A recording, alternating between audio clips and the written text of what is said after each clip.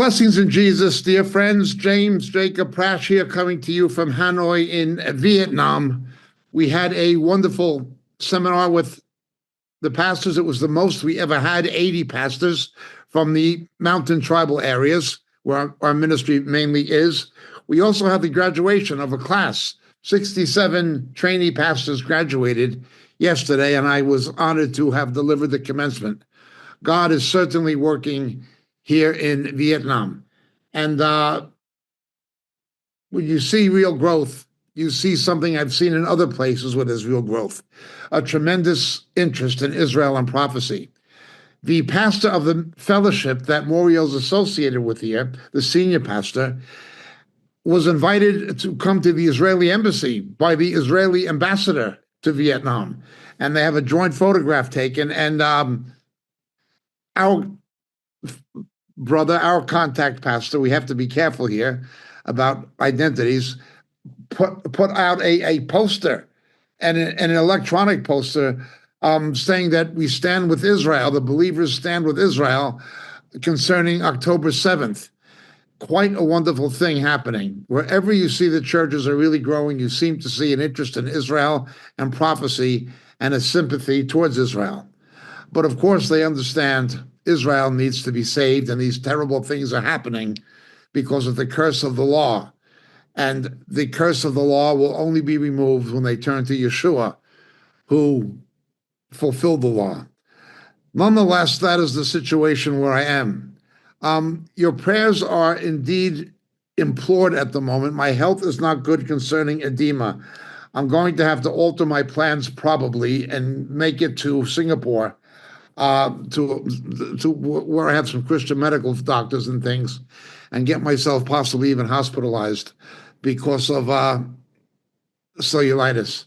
My edema has really acted up badly, and I don't want to, obviously, being in a third world country, you don't want to go to a hospital here. You want to go to a hospital in an English-speaking country with physicians who are educated in America and Britain, which is what Singapore is, an English-speaking country even. So your prayers are appreciated for my health. It's a bit of a difficult situation at the moment. There's a lot going on in Moriel over here, both good and not so good. God is working and Satan is attacking in more than one way. So your prayers are indeed coveted at the moment.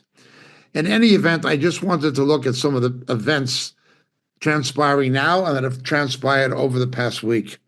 Obviously, this terrible assassination by a non-Arab or a non-Muslim, apparently, unless he converted to Islam, from Chicago, shooting these two Israeli diplomats. One is American-born from Kansas. They were due to be married next week. Now, there are rumors, I don't know if the rumors are true, there are rumors that they were believers in Yeshua, but I do not know if that is at all true. I do not know if it's at all true. But it is an absolute tragedy, and it is emblematic of the growth of anti-Semitism that we see globally. I was just speaking to a pastor from Norway, and he was talking of the same thing, the growth of anti-Semitism and Jew hatred, even in Norway. While the countries of Europe are overrun by Muslim immigrants who are bleeding their social services, who are in disproportionately large numbers to their demographic, perpetrating crimes, including rape of European women, and violent crimes. And again, bleeding the social services parasitically, because that is their teaching. They think that it is demitude, that the infidel should have to support them as a penalty for not being Muslim. Despite that, they're turning against Israel on behalf of the same Islam that's persecuting them or that will oppress them. Again, Obadiah verse 15 is exactly what is happening. The actions of the governments of Ireland, the governments now of the Starmer government in Britain, certainly Macron, all of them threatening Israel over Israel's last efforts to stamp out Hamas. Can you imagine if somebody took measures against Britain or against France for wanting to stamp out Nazism in the aftermath of the Blitz and the Holocaust? Can you imagine somebody putting restrictions or threatening embargoes or threatening retaliatory action against countries who wanted to put a final end to the Third Reich and the Nazis. Well, that's what you have. Countries who themselves were in the same situation Israel is in now, needing to put the Nazis out of business personally. Israel's needing to put Hamas and Hezbollah out of business personally, and they're being condemned for it by countries themselves who suffered historically similar historical tragedies. The hypocrisy is absolutely unbelievable. Our prayers are, of course, that the Lord will raise his hand against the enemies of Israel, but that the Lord would use these terrible times to cause Jewish people to seek a saving faith in their Messiah, Yeshua, above all things. Moving forward, I say this with some trepidation. As most of you know, I was thoroughly grateful to the Lord that Kamala Harris did not win the election. Thank God that woman did not become president of the United States. I consider her to be corrupt. I consider her to be incompetent. I consider her to be a cackling bimbo. I consider her to be personally immoral and worse. Thank God she did not become president. But unlike the previous two times, I was unable personally, and I only speak for myself, unable to vote for Mr. Trump. I voted for an independent, pro-life candidate. I could not vote for Mr. Trump after he had the homosexual and lesbian gala in Mar-a-Lago. I just couldn't. I couldn't compromise that standard, but I do not criticize other believers at all who did vote for him. I understand why they did. And in better circumstances, I would have likely voted for him myself.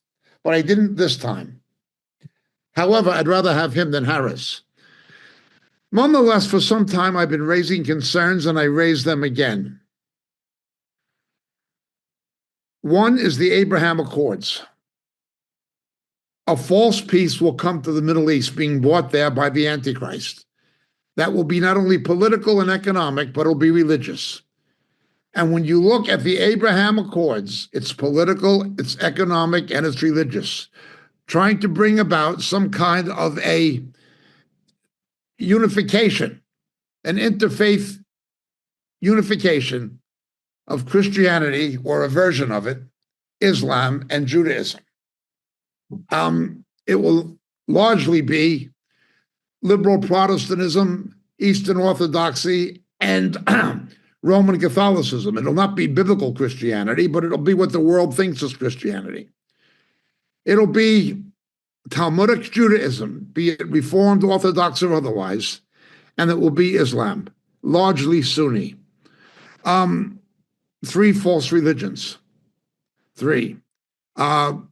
Uniting to bring a false peace to the Middle East. Again, I'm not even hinting at the possibility of Donald Trump himself being the Antichrist, but I am saying the Abraham Accords is paving the way for something to happen that the book of Daniel and the book of Revelation warn about. We need to bear this in mind. I am also not happy about this big, beautiful bill. This is just a political opinion, not a theological one. It does not eliminate the deficit or balance the budget. All it does is reduces somewhat, through Doge and through other things, it reduces somewhat the size of the deficits. It doesn't eliminate them, and it does not balance the budget. The national deficit, already at 37 trillion, is going to increase. It is big, but it is not big and beautiful. I would have to agree, and I don't always agree with them, but I would have to agree with people like the libertarian conservative Senator Rand Paul concerning this budget. I'm not all that happy with it. Neither am I happy with the fact that somehow, although Mr. Trump remains popular compared to any Democratic Party alternative, there is a real danger in the midterms of the Democrats, the progressivists, regaining control of the House of Representatives. We need to pray that that does not happen. We need to pray that that does not happen. Now, there are many other things Mr. Trump is doing that I do applaud and agree with. Certainly, the appointment of Judge Jeanine Shapiro as the interim U.S. Attorney for the District of Columbia would be one of them. Certainly, that the Education Secretary and Homeland Security are revoking the foreign student visa program of Harvard University, bringing in these radical Islamic students who are funded from Islamic countries. I absolutely agree. They are doing things that Biden would never do. I look not necessarily with glee, but certainly with amusement at the hypocrisy taking place within the mainstream media concerning Mr. Biden. We know that Schumer lied, that Pelosi lied, that the mainstream media lied, that Scarborough lied. They all lied. And the double hypocrisy of Mr. Tapper writing a book saying he was misled when he was part of the cover-up of the cognitive decline of Mr. Biden. He was out there cheering for Biden when Biden had already lost the plot. And now he's saying he was misled. It's impossible to believe that anybody who was in contact with him would not have recognized the cognitive decline. Impossible. Impossible. You see where they kept him on the beach and they kept him in the basement and they didn't want him giving press conferences. We saw what happened. But now I look at something else. When Biden his diagnosis with cancer was revealed, now it appears they not only concealed the cognitive decline, they hid and lied about it. They lied about it. It appears they may have done the same about his cancer, which is stage 4. Prostate cancer that's gone into the bone tissue.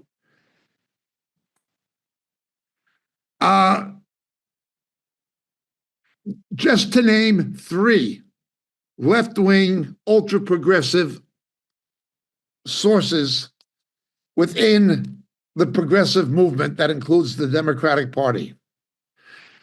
The fired Washington Post left-wing anti-Israel journalist, Taylor Lorenz, says in response to Mr. Biden's cancer, may he rest in piss. Sean King from Black Lives Matter celebrates what's happening to him. And the San Francisco spokesman for the Council of American Islamic Relations, a despicable woman, a despicable person, is saying it's Allah's judgment on him and all this kind of thing. We see the extreme left-wing elements of the Democratic Party and progressivist movement turning against the establishment who control the superdelegates. They're fighting with people, who are the party establishment. Barbara Brazil and Nancy Pelosi and James Carville and people like this.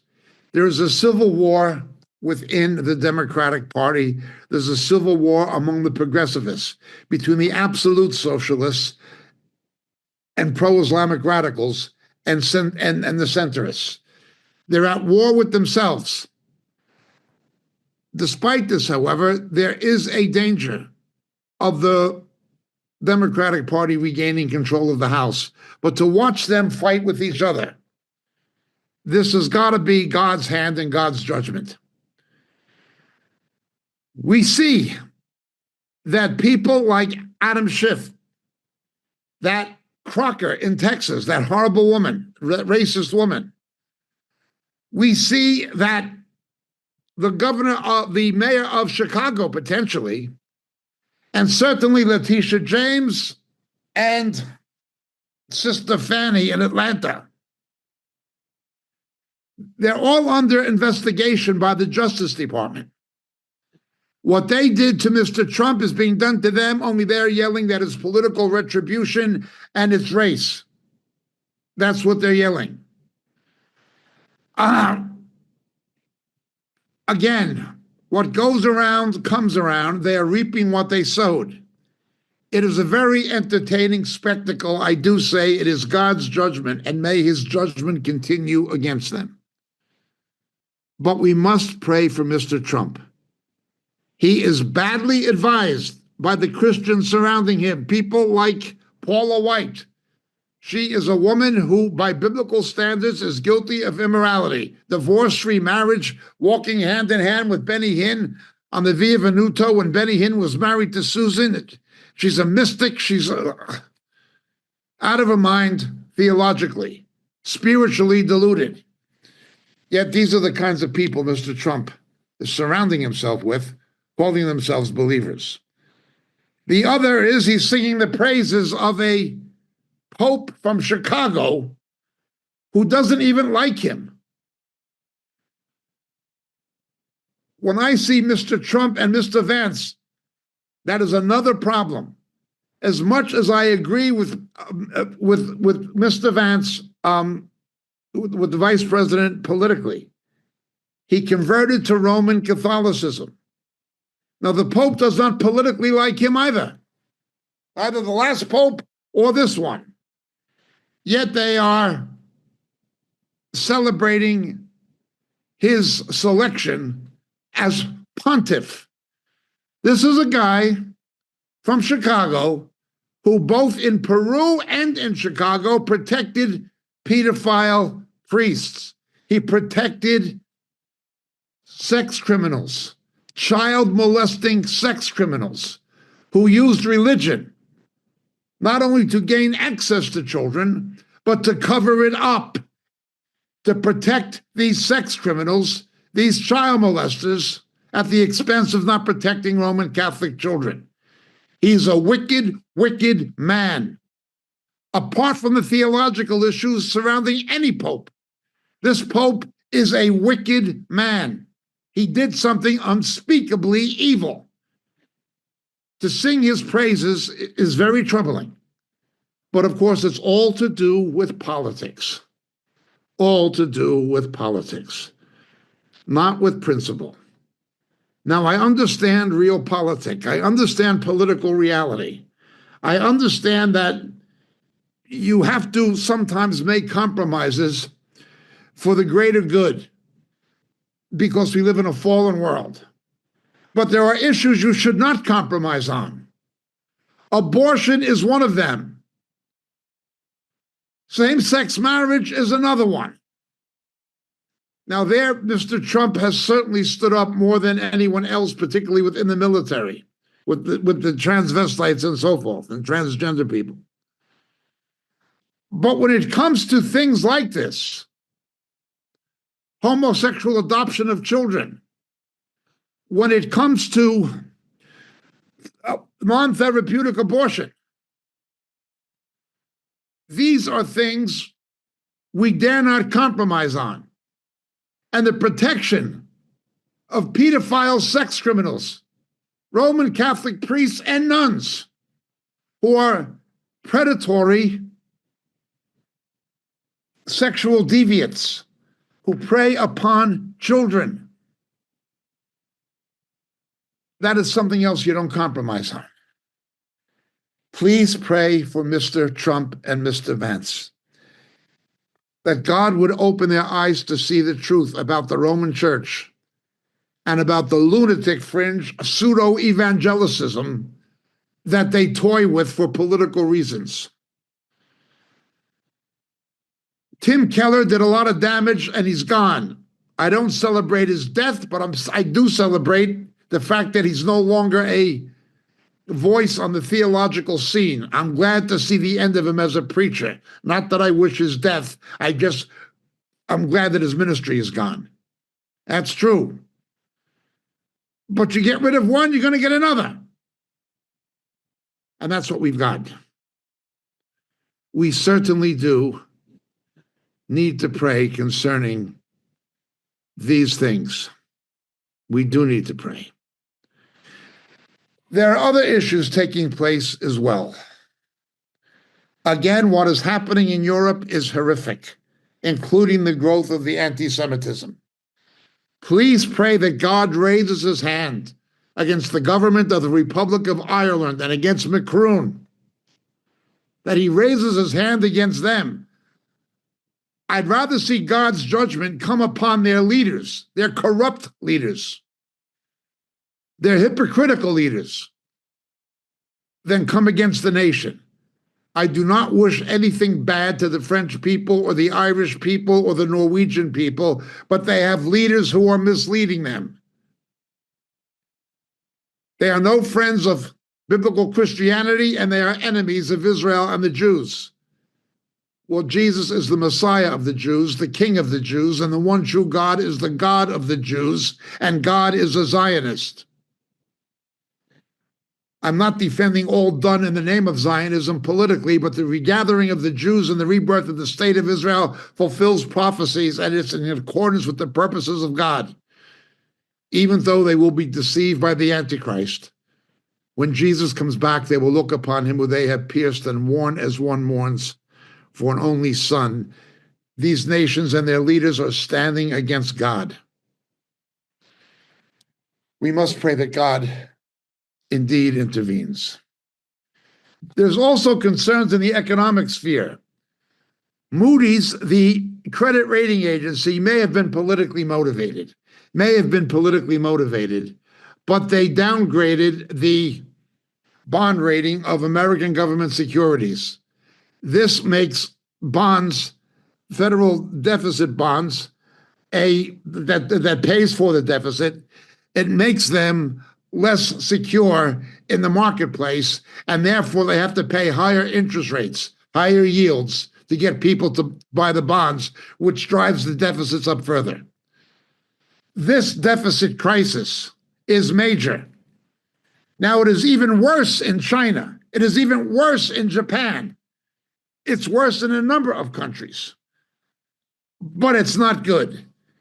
It spells trouble not just for the United States, but for the world. The debt crisis in China is gone a lot further than they are even admitting. Nobody really perhaps knows how far that it has gone. But these are the situations we are facing this week. We see this happening, the cover-ups. We see it happening with the indictment and federal investigations of left-wing politicians who weaponize the judiciary for political purposes themselves. Now it has backfired upon them. The proverbial roosters have come home to roost for them, and they're making themselves out to be the victim. We see what's happening within the Democratic Party and within progressivism. We see all of these things happening. But the main things we have to look at are the things that the scripture tells us are of some prophetic significance. And as always, that includes events concerning Israel and the Middle East. There is one final thing I'm going to address, and many people, many Christians will disagree with me. I am grateful to the Lord that the Supreme Court has decided against the use of taxpayer funding in Oklahoma to fund a Catholic school, a Catholic charter school. I'm against it. Many Christians wanted it, not so much to promote Catholicism, but because they thought evangelical schools would then also be eligible for such taxpayer-provided funding for Christian education. Well, Roman Catholicism is not Christian education, it's papal indoctrination. And worse still, possibly, you know very well the CAIR is going to have Islamic schools demanding taxpayer funding to fund the propagation of Islam at the taxpayer expense in the United States, as they're already doing in Britain and Europe. I think those Christians who were wanting the Supreme Court to decide in favor of this Catholic charter school were being very naive and very undiscerning. I thank God that the Supreme Court appears to have gone against it. May it not be. I don't want taxpayer money funding Roman Catholic education, and I don't want taxpayer money funding Islam, even if that means that it will not fund private evangelical education. I think that is good news. I know there will be those who disagree with me. Again, I am pro Mr. Trump. He is the president. I pray for him every day. But there are things that are concerning, and they should be concerning to all of us.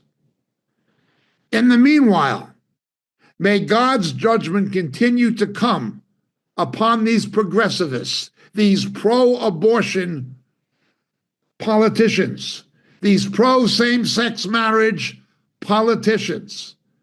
May these federal indictments take root, not only indictments, but these criminals being brought to justice even with custodial sentences. Also, the infighting, the revolution within their own ranks, may it continue. We are in a period of respite again because of Mr. Trump. If the left gets power again, we are in trouble. The nation is in trouble. Israel and the Jews are in trouble. And the believing church is in trouble. We must pray. Thank you so much for listening. Blessings from Vietnam. And please remember my health in your prayers. God bless. Hello, and thank you for watching Moriel TV. There are so many things that are happening at Moriel Ministries worldwide, from the Philippines to Japan, to India to Africa, and back to Europe and the United States. So many of our brothers and sisters are spreading the good news of Jesus Christ to this lost world. We are so thankful for your prayers. God has been faithful and has blessed us in so many ways. If you'd like to partner with our efforts abroad and at home, please take a moment to click the link in the description and help us as the Lord leads you. Thank you very much, and God bless.